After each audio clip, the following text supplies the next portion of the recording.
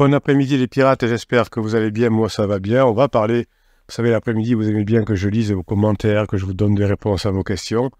Eh bien, vous en avez beaucoup en ce moment, vous avez la formation qui est sortie hier sur l'énéagramme, cet outil fabuleux qui date des Grecs anciens pour comprendre son fonctionnement, pour comprendre le masque de personnalité que l'on a, celui de son conjoint, et de comprendre comment on fait évoluer ce masque pour récupérer son conjoint. Vous pourrez utiliser cette formation avec votre conjoint, évidemment, et ça, c'est très puissant, mais vous pourrez l'utiliser aussi dans votre domaine d'activité professionnel, avec vos enfants, etc. Comment déterminer le profil de personnalité d'une personne en quelques secondes, comment s'y adapter, comment le faire évoluer. C'est la formation de la semaine qui va vous aider quand vous êtes en peine, effectivement, à récupérer votre conjoint.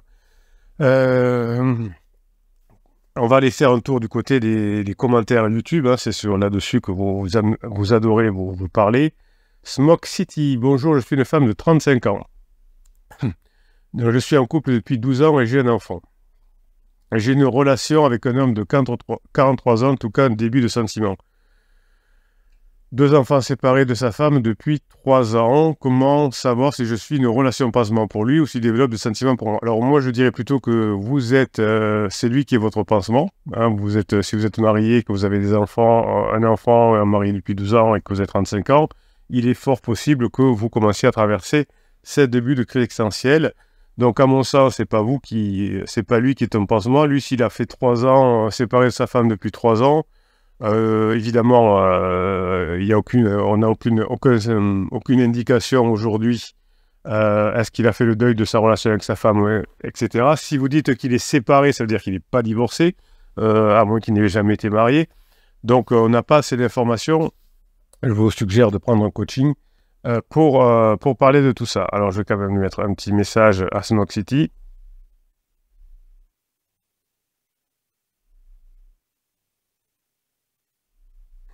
Hier, j'ai eu un message d'un pirate qui me dit « Où c'est que le Wolfcast ?» Où est-ce qu'on peut trouver les Wolfcasts? Non, je dis « C'est pas les Wolfcasts, regardez ce qu'il y a noté dans les commentaires. C'est les podcasts que vous adorez tant parce que je réponds à vos questions le soir et je vous donne un podcast sur comment récupérer son conjoint et garder la grinta pour mettre en application les formations le matin. Hein, c'est cette vidéo du matin qui vous donne la motivation pour mettre en application ce que vous apprenez. Donc, je lisais juste avant d'enregistrer ce podcast un message d'une cliente dans le cadre d'un coaching par écrit qui me disait « Je suis dégoûté, j'ai pas pu maîtriser mes émotions, mon conjoint m'a parlé des enfants et je suis monté dans les tours et on s'est disputé. » Voilà, alors on peut être très énervé contre soi-même, ça veut dire que déjà on a progressé, hein, ça veut dire que bon, j'ai vu que je ne me maîtrisais pas et je me suis aperçu que dans la crise avec la crise de mon conjoint que je ne savais pas maîtriser mon propre cerveau. Donc ça, c'est déjà une vraie première étape. Vous savez que quand on apprend, quand on va récupérer son conjoint, il y a 4 étapes. La première étape, je ne sais pas que je sais. Je ne sais pas que je ne sais pas. Donc, par exemple, je crois que je sais même pas qu'on peut maîtriser ses émotions. Je crois que tout vient de mon conjoint. Je ne crois pas que j'ai ma responsabilité, etc. Ensuite, on est comme cette personne. On voit qu'on ne sait pas, mais on ne sait pas faire. Donc, on échoue. Troisième étape, peut-être que notre client est là-dedans. Je sais ce qu'il faut faire, mais je dois me forcer à le faire. La 4e étape, je le fais sans me forcer. Si je veux apprendre une langue, par exemple, c'est la même chose. Au début, je ne sais même pas que cette langue existe. Ensuite, je vais dans ce pays et je m'aperçois que cette langue existe, mais que je ne la connais pas. Ensuite, je l'apprends, mais il faut que je fasse un effort, que je fasse des traductions dans ma tête par rapport à ma langue maternelle. Et ensuite, je deviens fluent bilingue. Donc voilà, pour Smoke City, je vous conseille de faire plutôt la formation. Appelez-moi pour faire un coaching, on verra, mais sinon, faites la formation au secours, je suis en crise. Ce Kamoff lui répond, cela me donne l'impression d'une relation pansement double. Tu serais son pansement, car selon ta situation actuelle de couple, sur des bases saines, il ne devrait pas chercher à développer une relation avec toi. Très juste, Kamoff. Très intelligent. Je suis d'accord avec Kamoff. Donc, effectivement, un homme qui est équilibré. Donc, j'avoue, je n'avais pas pensé à ça sur le coup. Bravo, Kamoff. Bravo, Kamoff. Oui, donc, effectivement, un homme qui va chercher une femme qui est en couple, ça veut dire qu'il n'est pas équilibré dans sa tête pour l'instant. Il n'a pas encore compris les règles de fonctionnement du couple et il n'a pas compris que s'il veut une relation avec Smoke City, ça ne pourra pas fonctionner à terme puisqu'il n'y a aucun des 3 critères qui fonctionne. vous commencez une relation pour qu'elle ait un potentiel de passer en phase de sécurisation plus tard, et vous savez qu'il n'y en a pas beaucoup, il y en a 2 ou 3 dans notre vie qui passent en phase de sécurisation, eh bien, il faut qu'il y ait au moins les trois critères. Il faut que les 2 soient célibataires, donc là, c'est mort pour le pansement de Smoke City, que les 2 aient fait le deuil de leur relation précédente. Il semble que les deux ne soient pas dans cette situation, et le troisième, c'est que avant de trouver le bon, eh bien, de mettre plusieurs en compétition, il y en a un qui avance. Donc, effectivement, bien vu, Kamhoff, donc pansement double. De la même manière, il serait ton pansement, car rationnellement, selon ta situation de couple, tu ne devrais pas développer non plus cette relation, sauf pour penser tes souffrances. Bravo, bravo. Vous voyez les pirates qui arrivent, hein, les bébés pirates, comme Smoke City, qui est perdue, qui ne voit pas qu'elle est elle-même, qu'elle cherche un pansement. Eh bien, on voit que Kamhoff, qui est un pirate qui a beaucoup bossé, a une attention fabuleuse, et en plus il vient aider cette pirate, et il finit par cependant il est très positif que je te pose question à ce propos. Oui, elle est dans la deuxième phase, hein, c'est je vois qu'il y a un problème, mais je ne sais pas faire. En cas de doute, abstiens-toi, dit Kamhoff. Bien, ah oui, Bruno dit Smoke City, je suis tombé sur votre chaîne, je la trouve très intéressante. Je ne ressens pas le besoin d'avoir une relation de pansement, mais de vivre autre chose. C'est pour ça que je suis perdu. Je ne sais pas si j'attends une autre vraie relation, si je tente de me soigner consciemment. Si vous pensez que votre relation est finie, pourquoi pas, hein, si votre conjoint ne veut pas évoluer, si votre conjoint refuse d'évoluer, si votre conjoint refuse, si vous lui en parlez, et que votre conjoint refuse de passer en phase 4, il veut absolument rester en phase 2, je comprends que vous vouliez vous séparer. Mais si vous lui demandez, si vous lui expliquez, généralement la personne sera très contente de passer en phase 4. Mais peut-être que lui, ne sait même pas que ça existe, cette phase 4.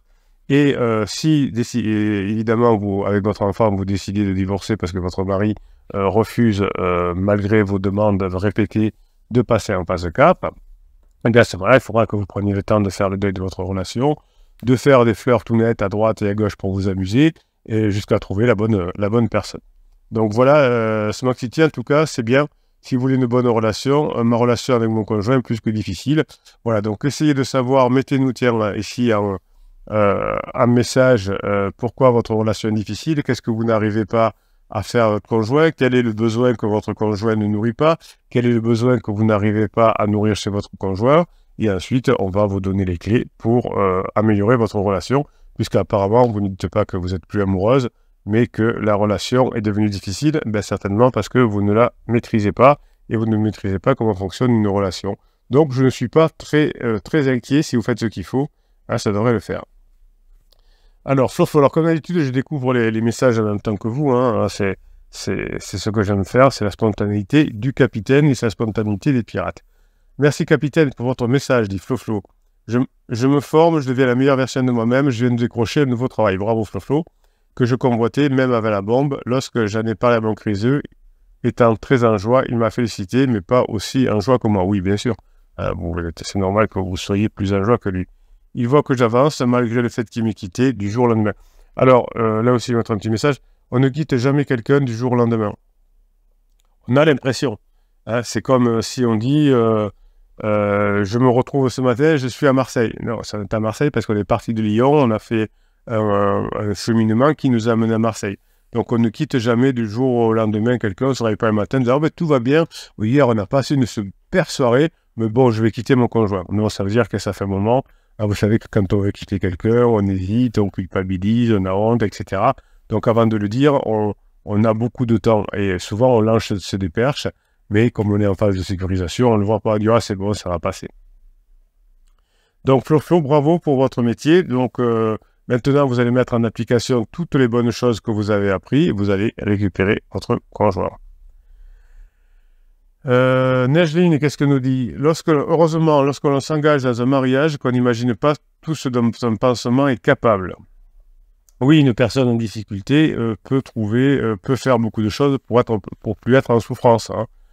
Il y a même des personnes en crise existentielle qui sont en souffrance, qui pensent que leur souffrance vient des enfants qui sont difficiles. Ah oui, les enfants sont généralement peuvent être, enfin en tout cas, créer des problèmes aux parents. C'est aux parents à résoudre ces problèmes-là. Oui, quand on est en souffrance, on peut même abandonner ses enfants. C'est plus facile à observer quand il ne s'agit pas de notre couple. Et Nejvin a raison, parce que quand on est dans l'émotion, on ne peut pas bien raisonner. C'est pour ça qu'on ne peut pas donner des conseils psychologiques à un ami, à un conjoint. Hein. On ne peut pas être le coach de son conjoint, le psy de son ami, parce qu'il y a trop d'émotions. Un psy très performant refusera de soigner, de donner des conseils à sa famille, à ses amis. Personnellement, je me refuse de donner à mes amis des conseils de couple. Voilà, donc je le vois venir, je vois ce qui se passe, mais comme il peut y avoir de l'émotion, c'est notre rôle de ne pas le faire et d'envoyer vers, de rediriger, d'adresser vers d'autres personnes. Hein. Même le chirurgien, s'il peut, il va pas opérer son enfant, s'il y a quelqu'un d'autre capable de le faire, parce que l'émotion pourrait troubler la technique. La rapidité avec laquelle une histoire passement peut démarrer lors d'une absence professionnelle. Là aussi, souvent on dit, voilà, ils sont partis un week-end pour un séminaire et ils ont flirté ensemble. Généralement, c'est qu'ils se sont chauffés avant, c'est qu'il y a eu des trucs avant. Pour tous les témoignages que vous avez de personnes qui ont eu un adultère, disons, pendant longtemps, on s'est croisés, on s'est cherchés, on n'a rien fait, on avait juste... et puis un jour, il y a eu une occasion et on a passé le cap. Mais il y a souvent, c'est pas du tout rapide, il y a souvent tout un processus avant qu'on ne voit pas. J'ai vu un jeune monsieur parler de sa famille comme une évidence et soudain, une dame, collègue, nous présente sa fille, jeune mariée en voyage de noces avec jeune mariée.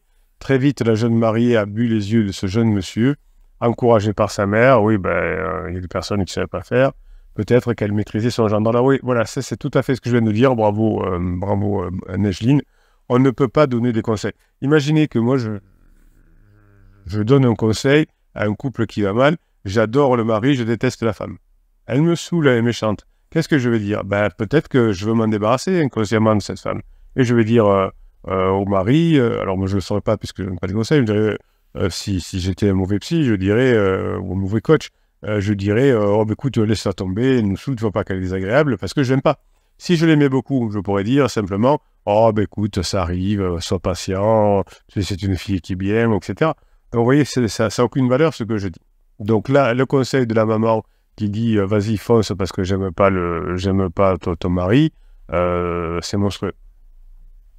Donc le jeune monsieur s'est flatté, finalement, passé beaucoup de temps avec le jeune couple, l'attirance était évidente, la suite aussi. J'en étais malade pour le jeune marié, ainsi publiquement humilié, et plus encore pour l'épouse absente, restée à la maison ces 3 jours, s'occupant des enfants, qui allait voir revenir un époux changé, culpabilisant peut-être, alors qu'elle n'y était pour rien. Alors là, je ne suis pas sûr que ce soit une vraie relation pansement, parce qu'une relation pansement, elle se produit. Là, il y avait peut-être une opportunité. Bon, je ne sais pas, on ne sait pas. Constate plusieurs fois de dames se sentant victimes psy ou physiques de leur mari lorsqu'un monsieur extérieur est à leur écoute. Cela commence au travail par la bienveillance d'un collègue de supérieur et s'accroche ensuite. Oui, mais vous voyez, c'est à force d'écouter. Vous avez raison, Nejvin. C'est à force d'écouter, c'est pas tout de suite. Elles ont trouvé d'abord une écoute, qu'elles transforment ensuite en protecteur. Elles transforment en modèle pour leurs enfants, mieux que le vrai père qu'elles méprisent. Vous voyez que ça prend beaucoup de temps. Elles transforment son père, qui était un bon père, bon mari, bien dans ses bottes et socialement bienveillant, ce dont elles ont bénéficié, un monsieur désormais en conflit avec ses propres enfants, exigeant envers eux, mais bienveillant envers ceux de pansement. Oui, ben là aussi, quand le mari n'a pas fait l'effort de se former, quand le mari n'a pas vu comment fonctionnait un couple et comment fonctionnait la phase 3, évidemment, si madame passe en phase 3 et que le mari reste en phase 2, ben ça crée une distance. Je ne parle pas de l'épouse délaissée, la vie sociale qui n'a plus de raison d'être.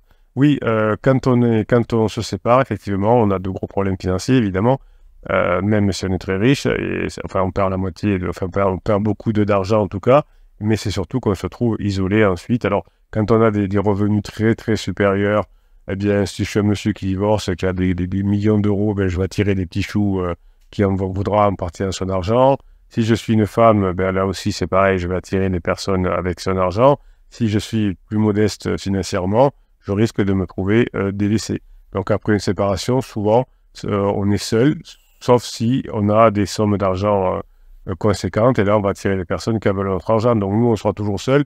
mais il y aura en plus des personnes qui voudront nous prendre l'argent. Alors, il y a des personnes qui nous diront un peu ce qu'on a envie d'entendre à ce moment-là, mais si on est suffisamment câblé, on ne tombera pas dans le panneau. Mais si ma femme a demandé de divorcer, si j'ai beaucoup d'argent et que j'ai une minette qui me tourne autour, qui me dit que j'ai envie d'entendre, et je vais me faire du bien généralement.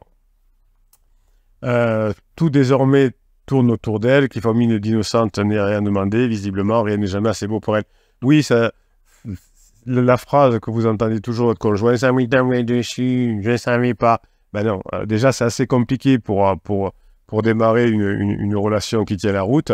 Donc si on ne le veut pas, c'est aucune chance de fonctionner. Donc voilà, ben, vous avez de toute façon, j'ai rien demandé. Hein. Les messieurs déploient des tapis rouges pour elle, qui à aucun moment ne culpabilise ce qui est enlevé aux enfants du monsieur. Oui, mais tout le monde n'a pas votre niveau, Najline. Tout le monde n'a pas eu la chance d'accéder aux formations. Tout le monde n'a pas accès à comment fonctionne un couple. Voilà, ils vont le payer plus tard, c'est pas grave. Ils vont le payer par la souffrance de la vie, juste.